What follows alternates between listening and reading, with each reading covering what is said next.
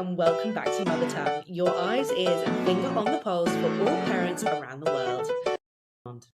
Let's get going, shall we? We are so incredibly excited to welcome Grace Mortimer to Mother Tongue. Grace, how are you? How are the trenches, my fellow fourth trimester mum?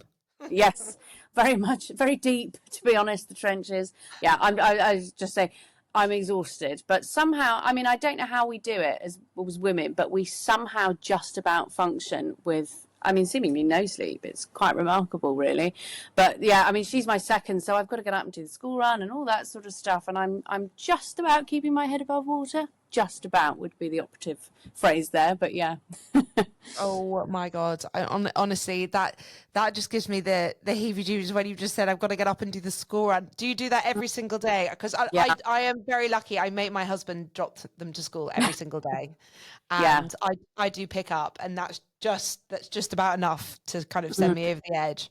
I mean, that is like the beauty and the curse of kids being at school, isn't it? It's so great that you get some time to yourself for a couple of hours of the day, but you've actually got to take them there and pick them up. And I'm always a bit like, oh God, I could do without that bit. I really could. Yeah, and it's just more than them going to school, isn't it? Because I think about this all the time. It's not just a case of going, right, well, you just go to school now. It's, okay, have you got your lunchbox? Have you got your PE kit? Right, Wednesdays is, book day, or whatever it is. It's like, what do they call it? The mother's load, where it's not actually just a case of taking a child to school. It's, I mean, the admin. I should have a PA just for school admin because they send an email in it, and it's all important stuff that I'm supposed to be on top of. Yeah, it winds me up. We've recently moved house because we're doing a small renovation on our house here. So we moved house on Sunday, and I went to pick up my son on Monday from school. They went back to school just after a 2-week Easter holiday on Monday, and my son came out of the classroom with this dog, this like toy dog. I was like, what's this? And the teacher went, oh yes, it's his turn to have Sonny. I was like, who's Sonny? And apparently Sonny now has to come on adventures with us. So we've now got to go on adventures for a whole week.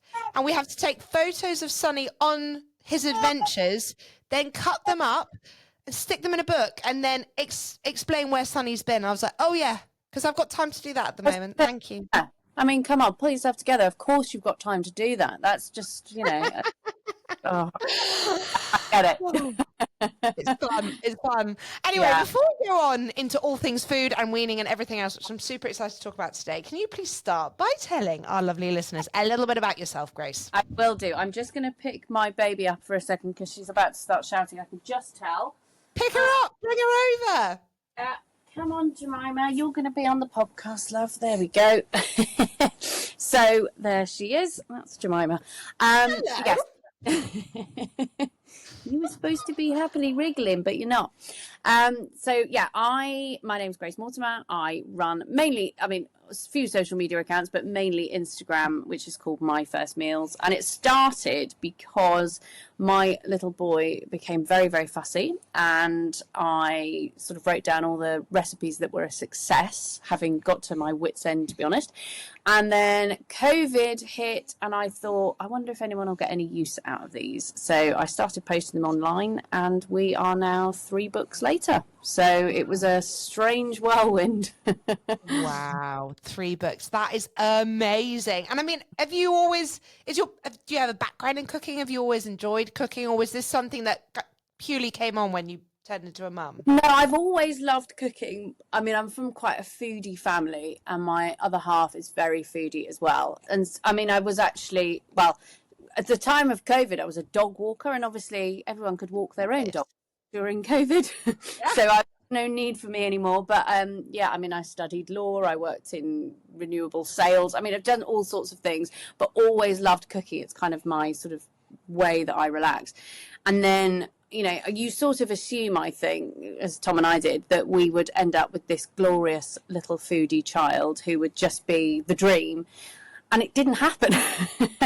And it was devastating because, Tom and I, my other half, we could talk about food. In fact, quite often our friends will go, just don't get them started on food because you'll never shut them up. We love talking about food, everything about it. And then we had this child that wouldn't eat, and we just thought, how have we done this? What did we do wrong to deserve this?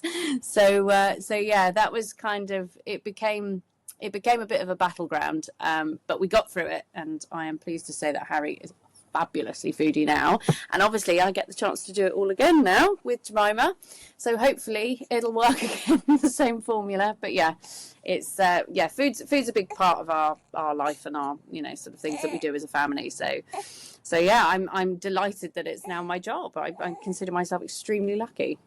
Well, it's so exciting. And tell me, obviously, you've just said that Jemima is kind of coming up to that 4-month mark. When are you going to start weaning, and how are you going to start? Because I feel like so many people are a bit like, oh my gosh, where do I start with this whole overwhelming weaning experience? Where do you take that?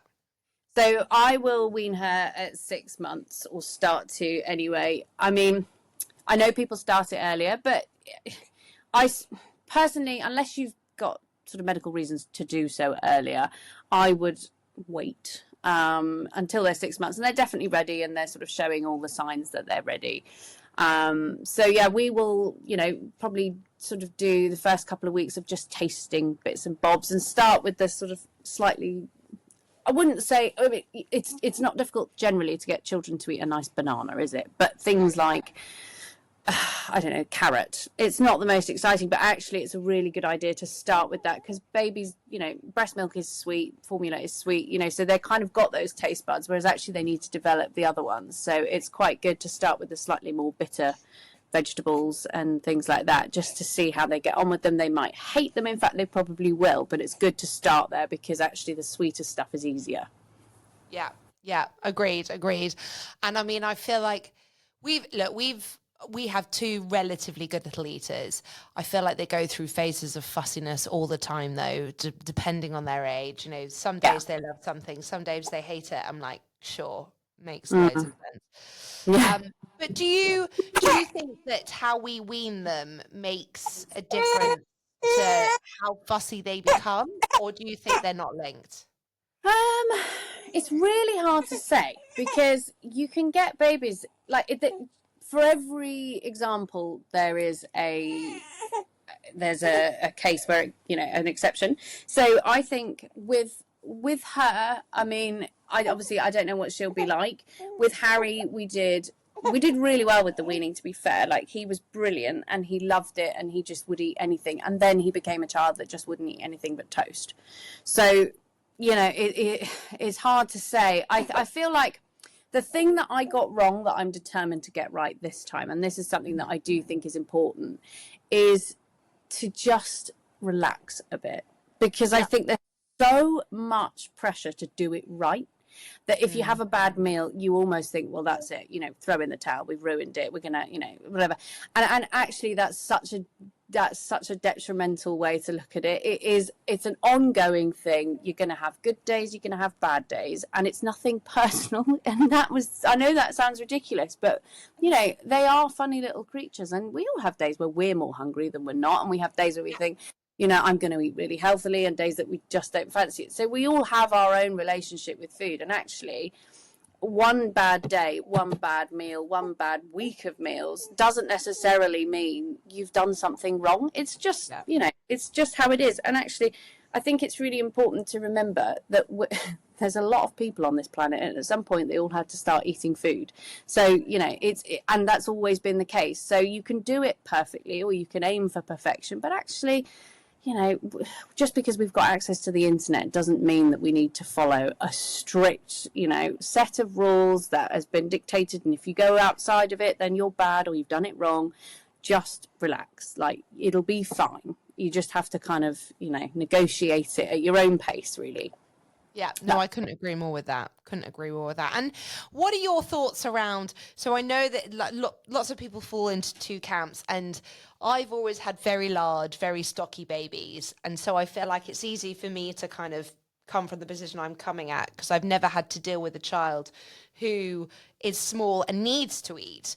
But what are your thoughts around offering other alternatives when there's food refusal? Because my stance on this has always been like, if you refuse your food, that's fine. I'm never going to force you to eat it, but you're not getting anything else, honey. That's you done for the day.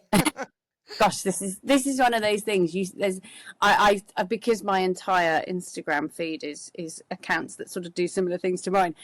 I see one post that will say that, and then the next one does is never do that. And you just think, okay, well, who knows, right? But my thing has always been not to offer alternatives where possible. Obviously, there's going to be cases where, like, for instance, you know, Harry for a long time was very funny about egg. And you keep trying, don't you? You keep offering those foods to see if they'll get used to them.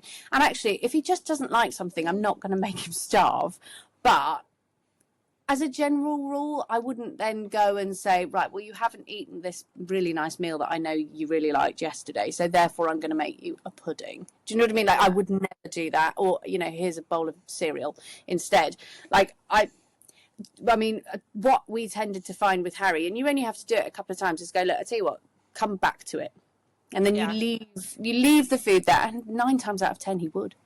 He would come back to it and he'd eat it and he'd enjoy it, and you'd think he just wasn't actually hungry half an hour ago, you know. Yeah. So, do you know what, I've had this actually mostly with my youngest, not my really youngest, my middleest. She's the same. I feel like she probably has one too many snacks at 3 p.m. and then when her dinner is served at 5:30, she's not really ready for it. No. So I feel like snack life is something that I need to probably get under wraps a little bit.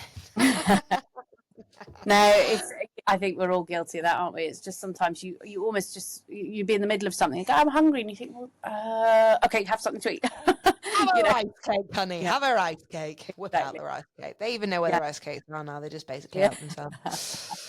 But basically, bringing it back to the start, we touched upon signs of readiness, and you mentioned that, you know, kids are all ready pretty much to be weaned at 6 months. What are these signs of readiness? What do we normally look out for when a kid is looking at baby is ready to be weaned?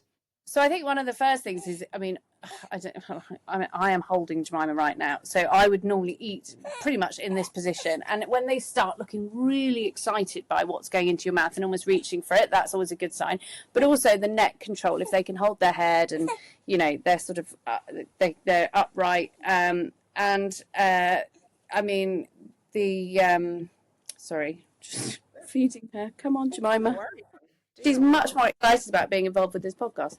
But yeah, so I think those are kind of the main ones. If they can control their head and they're looking at the food and they're interested in the food and they're trying to reach for food, those are all good signs. You know, if a baby can't hold their head up, then it's dangerous to wean, isn't it? So, you know, but by 6 months, most of them can. So those are the kind of the usual signs of readiness. But it doesn't necessarily mean that they'll eat anything. There's no guarantees, is it? But yeah, I mean, those are kind of the main ones that I would look for. And for you personally, do you start with purees? Do you like to go with the baby led? Do you do a bit of both? To be honest, I did a bit of both. I know everyone says it's just baby-led weaning now, but I did a bit of both because Harry was an enormous 6 months old. He was enormous, like 98th percentile. And so I did, you know, did all the vegetables and, you know, grains and things like that you know, kind of baby-led weaning. And then I would sometimes offer things like yogurt with fruit smashed in and you know, some of the blueberry puree type things like that, because he really liked them and he was still hungry. But I would offer the sort of the solid food first and then almost the mushier stuff as a pudding, as it were. Yeah. But yeah, it seemed to work quite well, because I think actually a lot of the experience of baby-led weaning is it's almost less about the calories and more about the exploration and the holding and the smelling and the smushing and all of that. And so actually that's the bit that takes the time, if you know what I mean. Whereas actually a puree is quite quick, isn't it? For sure. I mean, do you know what? I have done baby-led weaning to a certain extent with both of my other children, but I'm not going to lie, even third time round, it does terrify me a little bit. I am quite scared of choking. What are your thoughts around that? Because again, I mean, I've spoken to a lot of people about food and weaning and choking in my time, and I'm still like, God, it still terrifies me. It is scary. And I mean, it is terrifying. I mean, I think the thing that I would say is, with the baby-led weaning, you can do these very short online courses on like infant first aid, like just choking, and for no other reason I'd recommend doing one, that it gives you the confidence that if something goes wrong, you know what to do, because actually if you're relaxed at a mealtime, things are much likely to go better. And actually, you know what? A lot of that gagging is actually a really important thing for them to learn. So they do need to do a bit of it, but it is terrifying. It is terrifying. And I was terrified. And I, got friends weaning babies, and, some of them are just so chilled, and the baby's going, and you think, oh, but they're relaxed because they know that the baby always does that, and you just get used to your own child and the noises that they make. But obviously be vigilant. I mean, it is scary. It is scary. And I understand, particularly, first time round, first child, when you first introduce them to solid food, and that's sort of coughing and gagging type thing happens, it is petrifying. It is really scary. So I would say go and do one of those, baby first aid choking courses. They take about half an hour online, and they will just give you a bit of confidence. You'll probably never, ever, ever need to use it. But if you did, you know what to do. Yeah, that's a great tip, actually. I love that. Because, I did one, but years and years and years ago. And actually, my newborn, he choked on some, I can't even remember what it was. It was like probiotic or a probiotic drop, like a tiny drop, but he was like 3 weeks old, and he choked. And God, I've never been more shit scared in my entire life. And all I remember was like whacking them on the back. And I was like, my God, have I whacked them too hard? Oh God, the whole thing. You forget how terrifying newborns are. You just do. Yeah, I know. Well, actually, the first night that she was born, we came home the day that she was born, and I put her in the next to me sleeper, and I awoke to the sound of her choking, which was absolutely petrifying. And it was just because sometimes they have fluid on the lung when they're born, and it was just her coughing. But because she obviously doesn't really have the strength to cough, I was quick, right, straight up over the shoulder, whack, whack, whack, and she was fine. She was absolutely fine. But as you say, terrifying. Second time round, as terrifying as first time round. That sort of, I just know. that. Oh gosh, but yeah, never ever goes. No. What about introducing allergens? Any tips on how to best introduce these allergens? Just introduce them. A lot of people get scared about it, but you've got to do it. You've got to do it. And the reason you've got to do it is that the longer you put it off, the more likely it is that you will have a problem when you do. So I would say get them out of the way. Obviously, don't bundle them together, because then you won't know if there's a reaction to one, which one it was. Leave, sort of 2 or 3 days between each one, and just give them a little bit. But a lot of people, are so scared that peanut butter, for instance, because that is a very serious allergic response, isn't it? It's it just be brave and do it. Just be brave and do it, and get it out the way, because then you can relax. Because actually, if there is a peanut allergy or something like that, then you need to know about it, because it could be in the bread that you gave them, or whatever. You need to know what it is. So just be brave and do it, and get it out the way, even though it's a bit scary. Very terrifying. Yeah. And what about food sensitivities? Because I feel like lots of babies, they do have weird reactions. Like I remember once, I think it was over a strawberry. My son he was feeding himself strawberries, and he got a really bad rash around his mouth, and it was just a contact rash. But is this quite normal? And when would you as a parent panic over a rash versus no, just it's absolutely fine? Oh gosh, that's a really difficult question. I mean, look, I'm not a doctor, but I had exactly the same with Harry, but with tomatoes, and he used to get this sort of red ring around his mouth, and I think, but they are in everything. Tomatoes are literally in everything, and I think it was just the citric acid in it around his mouth, because they're obviously making a mess. It's hard to say when to panic. I think it's one of those things, if you notice a pattern, and I did with the tomatoes, and probably like you said with the strawberries, but it goes away quite quickly, then you can sort of go, right, I've wiped their face, their skin is clear now, and an hour later actually they look fine again, versus sort of worsening. Because actually, if it's an allergy, then once they've consumed it, then it almost sort of builds and gets worse. Whereas actually, if you've wiped their face and they then an hour later look absolutely fine, then it is, as you say, it's a contact rash, a sensitivity. But it's hard to say whether that should put you off, because it didn't put me off, but I can understand people thinking, well, I'm not going to give them tomatoes. But unfortunately tomatoes seem to find their way into most things, so it would have been a really tricky thing to avoid. And also they build up like it's not even building up a tolerance. They get used to it after a while. I think, you know, with things that aren't actually terrible allergies, it's probably better to get their bodies used to it and just continue to give it to them in small doses. Yeah. As opposed to stop it completely, because then the next time they do have it, they're actually probably going to be worse. Exactly. That's it. No. So let's say we've weaned. We're going to be doing this at roughly the same time. So we've gone through the first kind of month or so of the veggies and everything else. When would you say is a good time to start offering kind of, you know, like an actual plate of food, you know, like variety? So some grains with your veggies, with some meat and fish. When does that kind of whole element start?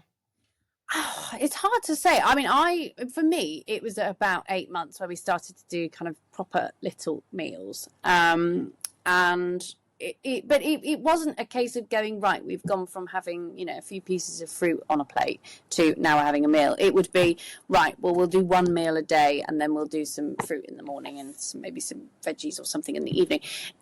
We just kind of brought it in slowly. And actually, you can tell when they're hungry, can't you? Because if you try and eat something, they want it. Always the way. So yeah, it was probably about 8 months when we started to have, you know, proper meals. But it wasn't a case of, you know, from fruit to meals. It was, you know, you sort of bring it in slowly and increase their appetite gradually. And I mean, for Harry, he just bulked up. He just was so hungry. He just bulked up. So we kept thinking, well, we need to give him more. But yeah, I know that's not the case for everyone. No, but I love this, boys. I swear most boys just love to eat. My son was exactly the same. He just turned into a mini sumo wrestler. He was so pudgy. So sweet. All the rolls. Oh my God. And what were your go-to meals? Obviously, like we all know that I feel like when you're feeding for one tiny human, you're very aware of the food wastage, but they're not at the stage where they're eating the same things as adults. So that's really, really hard. So did you have any like go-to meals that were minimal on the wastage, but very good for, you know, a mini human? Yeah, so absolutely. So I think this was kind of where I started to write things down, to be honest, because the food waste thing really troubled me. It really troubled me. And I just felt like we were just launching things in the bin the whole time. And it was just an awful waste of money. So, I found things like fritters and pancakes were brilliant because you could give them one and you just leave them on a plate in the kitchen. And if they were still hungry, you give them 2, 3, however many it is. And then they either go in the fridge, or if you made loads, you could just stick them in the freezer and they just defrost in the microwave, you know, in a minute, or you can put them into toaster if it's a pancake. You know, they are so good that you're not wasting anything, but actually you can put loads of great stuff in you know, in a fritter. You can put avocado and fish and cheese and all sorts of good nutrients in them.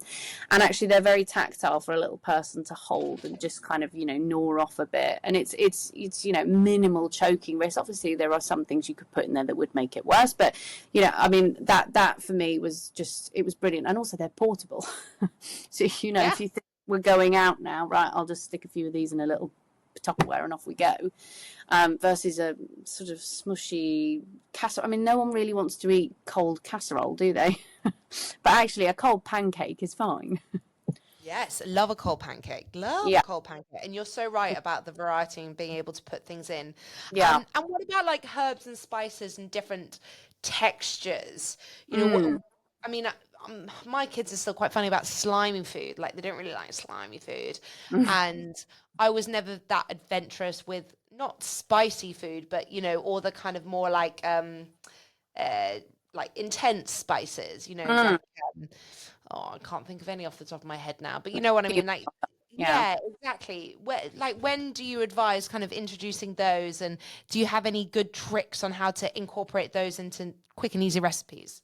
Yeah, so I would say I would massively encourage it, to be honest. I mean, obviously not spicy in the sense that it will hurt their tummies, but there is a difference between spicy and spices, isn't there? So yeah, I would 100% add them in. Apart from anything else, it's like, because when babies wean, it's such a sensory experience. When, you know, the new smell of cumin in something, or, you know, whatever, it's actually, yes, okay, it can be a little bit overwhelming, so don't go overboard. Don't add a pot of cumin to a little baby curry, but half a teaspoon, and then suddenly that smells really different to them. And actually, when they've had that 2 or 3 times, they are fine with it. That's kind of a new thing that they're used to. But I would say definitely encourage it, and actually, particularly curries. I mean, obviously, there's the nappy end to deal with, Oh but God, yes. yeah, I would encourage it, because I just think, apart from anything else, when you get to the point where you want to eat your meals with your children, then actually, if they will happily sit there and eat a curry or whatever, I'm using the example of curry, but I think that's because when you think of spice, that's what you think of, but it's not obviously just synonymous with curry. But it definitely makes it easier if they're used to those smells and tastes. So yeah, I would say go for it and add them all. Yeah, agreed. I love this. And what about timings? We touched upon then that you might start by giving one main meal a day and then more of like a lighter meal in the morning and the evenings. Like what kind of timings do you in general feed food as opposed to milk? Well, what you mean in terms of times of day, Yeah. when you do it? Yeah, I don't know. There are some people that like to stick to a really, really sort of rigid structure, but I tend to, this is sort of my approach to most things in parenting. I think your kids have got to fit in with you, not the other way around. So actually, if it makes more sense for you to give them breakfast after you've taken the other one on the school run and come back and then you've got a bit of time, fine, like just do it then, just do what works for you. And also it is good to have a structure, and I think particularly around sort of bedtimes and things like that, it can be really helpful to know what time you're going to get your own evening back. Yeah. Apart from anything else. But yeah, being too rigid with it, you wouldn't want it to get in the way of you thinking, well, we actually wanted to go and see our friends, so Yeah. we're not going to do that because the baby eats at 5. But with Harry, we tended to do sort of, breakfast at 8 o'clock, lunch at midday, and dinner at about 5. But we didn't want to eat dinner at 5, so it was him eating dinner at 5. But the other ones were okay. So Yeah. To be fair, we're exactly the same. Yeah. They eat it and then we eat way later. Yeah. And back to self-feeding as well. I think you mentioned this earlier, obviously, that you had a hungry little boy, so this is why you did a mix of both. If someone was hell-bent that they were only going to baby-led wean, how can we make sure that they're getting enough food? Do you think babies are intuitive enough to tell us if they need more? Yes, I do. But I also feel like just offering food is always a good thing, because actually what they're like. I remember this with Harry. Some days he would just eat one piece of bread or whatever it was, and I think this is just ridiculous. I'm going to end up with the social services saying I've got a malnourished child here. The following day he'd eat 5 meals. It's just there was no rhyme or reason to it. But obviously, those satiation cues for him were, I'm really, really hungry today, so we'll just keep eating. And then actually, that probably is quite delicious, but it's not going anywhere near me, thank you very much. So I do think babies are quite good at it. So always offering food is a good idea, but also always offering milk too, once they're sort of over 6 months. Just continuing to offer the milk, because obviously that's got all the good stuff in it, formula or breast milk. So yeah, it's not a case of trying to stuff them, but if they are hungry, keep going. Yeah, exactly. And And also, I feel like the babies that the ones that are full, they always sleep a bit better at night just as well. about to say that, yeah, full tummies means generally longer between wakes, doesn't it? So that's always the added bonus. But that said, that I wouldn't want that to be sort of perceived as, if somebody can't get a lot of food into their baby for the first couple of months, that they're doing something wrong, because they're not. It's just babies are completely different. Every single one, even your own children, I'm sure, have just been completely different in the way that they eat and do things. So it's, to each their own. And I've got a friend whose baby literally would not eat until she was a year. She just didn't basically have any food until she was a year. She kept trying, a mouthful here, a mouthful there, but you're talking a couple of mouthfuls a day. And this little girl is perfectly healthy, very foodie, eats anything. She just didn't want to eat for a year. So, it's to each their own, isn't it? So true. And obviously you've got a 9-year-old now and a little girl. Yeah. Your meal times are all going to look very different. But what are your kind of like go-to family meals nowadays? Like, what do you love to cook? Give us some recipe inspo. I feel like I really need it today. Tray bakes and one pot meals is where we're at right now. So yeah, anything that reduces the mess in the kitchen at the moment is because obviously, like I'm filming content for social media as well. So I mean, our dishwasher, it's probably going to have to go into early retirement because it is on 5 times a day. But I would say, yeah, so things, you know, like a sausage tray bake, it's just so easy, and it's just one tray that you have to clean up, and you just stick the whole thing in the middle of the table and everyone just cracks on. But yeah, one pot, you know, sort of pasta, gnocchi, things like that. I just, that for me is, it's just mentally, it's so easy to cope with one pot doing something rather than, oh gosh, that's over boiling. Oh no, I've overcooked that. Oh no, that's burnt. You know, it's just too complicated for me at the moment. Can we just rewind to sausage tray bake? What's in the sausage tray bake? Because it sounds I've got loads of sausage tray bakes. Love a sausage tray bake. So yeah, just chuck some potatoes on a tray and, you know, cook them for 20 minutes. Then throw on some sausages, some veg, maybe some kind of flavouring, like, I don't know, harissa or something like that. Just give it a bit of spice or pesto or whatever you like. Pop it back in till everything's cooked, and then that's it, dinner done. Like it's kind of fridge raid type dinners, but you know it's so easy, and it's only one tray to clear up afterwards. Yeah, I know, this is dream. This is goals. Anything that's just in one dish is just the dream. Yeah. What are your thoughts around giving sweet treats, chocolates, sweets in general to kids? Where, like, if we want to start giving our kids chocolate, at what age is good? Because I mean, I remember vaguely no honey until 1, right?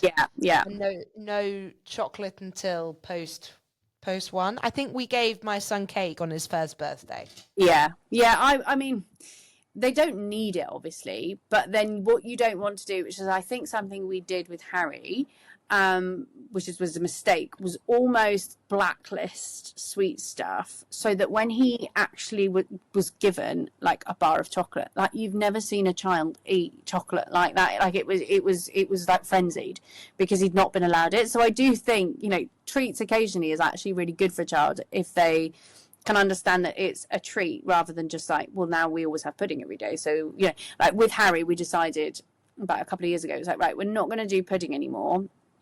We're just going to do, like, if you have to decide after your dinner, do you want more food? And if you do, it's fruit and yogurt. But if you don't, that's cool. Like, you don't need to always have pudding. And now he's quite good at understanding if he actually would like more savoury food or if he wants something sweet. But yeah, I mean, with babies, I would say definitely not under a year, because you'll find that obviously they really like it. And then you might end up with a bit of you make a rod of your own back then. But there's sweet and sweet, isn't there? I always think, you know, a porridge with a little bit of, I don't know, golden syrup in it, but lots of nice berries for a 18-month-old is a nice breakfast versus, yeah, just here's a tin of celebrations, crack on. You know, there's a big difference, isn't there?